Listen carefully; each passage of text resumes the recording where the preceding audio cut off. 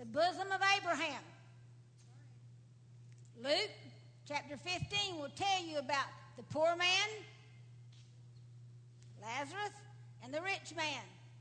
It's not a parable because it has a proper name in it. It's a fact. There is a place called Sheol, a place of torment. At the time before the cross, it was divided. One side was called the bosom of Abraham. That's where those who had died not having received the promise was kept, the righteous dead. On the other side was Sheol, a place of torment, hell.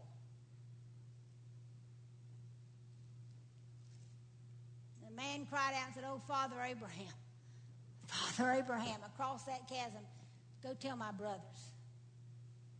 The interesting thing Abraham said back to him, they have the law and the prophets. If they can't receive that, they'll never believe. Isn't that amazing? Because good old church folks think you can't get saved with the law and the prophets.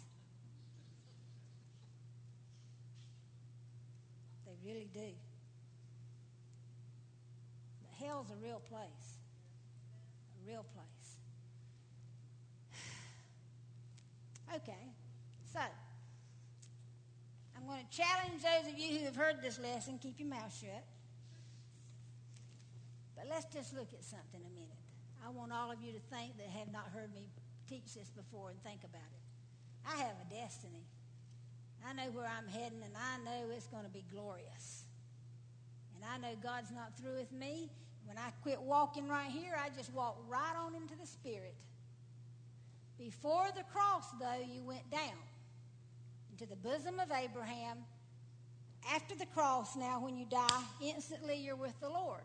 But before the cross, before Jesus died on that cross, all who were saved went down. We're going to pick it up from there and let's learn some things. Psalms 139. I'm going to go fast because this is incorporating another lesson into this, but hang on, all right? Where's Psalms?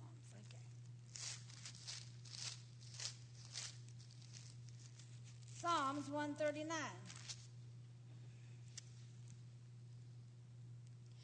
Verse 14, I will praise thee, for I am fearfully and wonderfully made. Marvelous are thy works, and that my soul knoweth right well. My substance was not hid from thee when I was made in secret and curiously wrought in the lowest parts of the earth. Thine eyes did see my substance, yet being unperfect. And underline this, and in thy book, underline it. I want to see your pencils moving.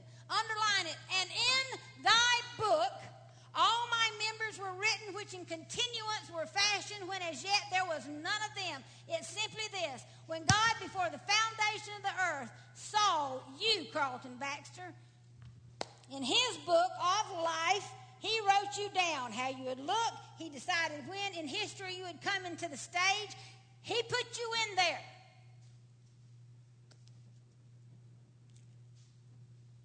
Hear me. You did not get into the book of life at salvation.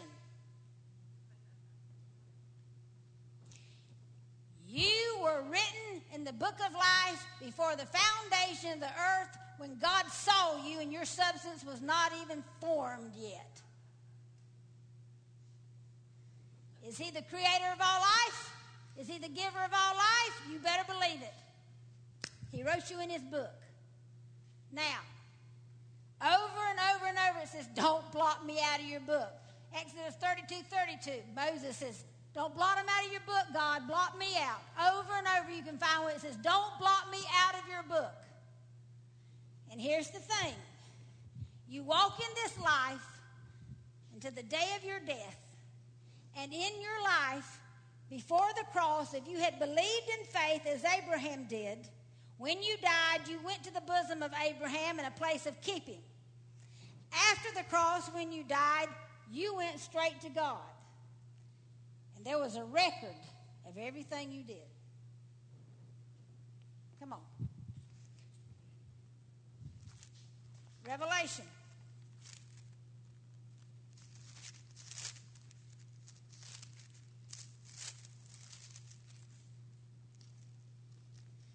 Chapter 20, verse 11, and I saw a great white throne, and him that sat on it, from whose face the earth and heaven fled away, and there was found no place for them.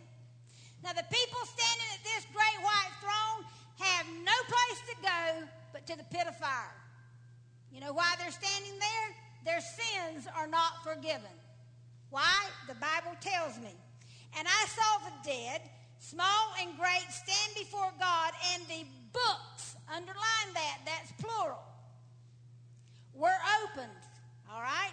And another book was opened, which is the book of life. Now get this picture. Here's Jesus sitting at the great white throne. Over here is the book of life. Over here are all these books. All those standing in front of him are not saved. And I think you could say, maybe Gabriel, find if Tim Donahue is in the book of life.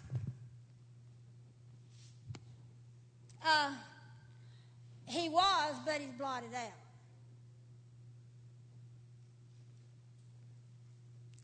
Read his sins to me. Well,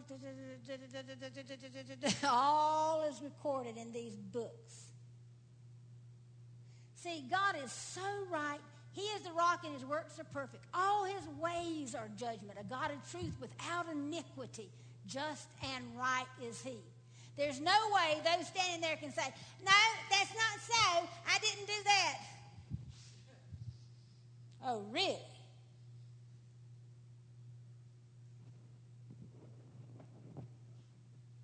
I know my destiny. This day you will be with me in paradise.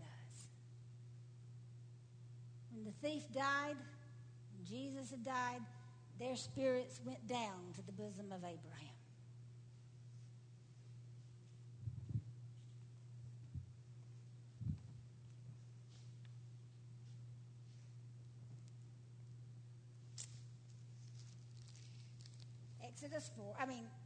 Ephesians 4.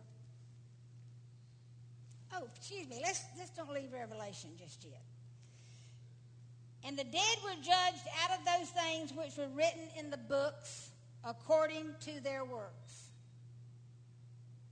And the sea gave up the dead which were in it, and death and hell delivered up the dead which were in them, and they were judged every man according to their works.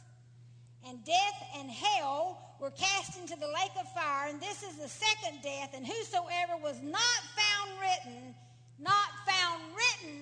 in the book of life was cast into the lake of fire. And we preached that wrong, people. We were written down in the beginning, and when you die, it determines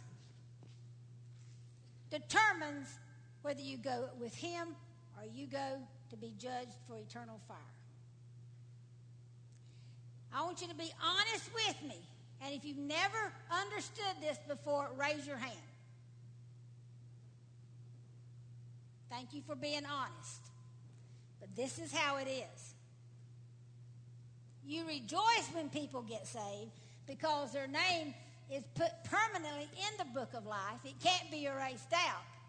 But that's not when you get in the book of life. You get in there at creation. You don't want to get blotted out.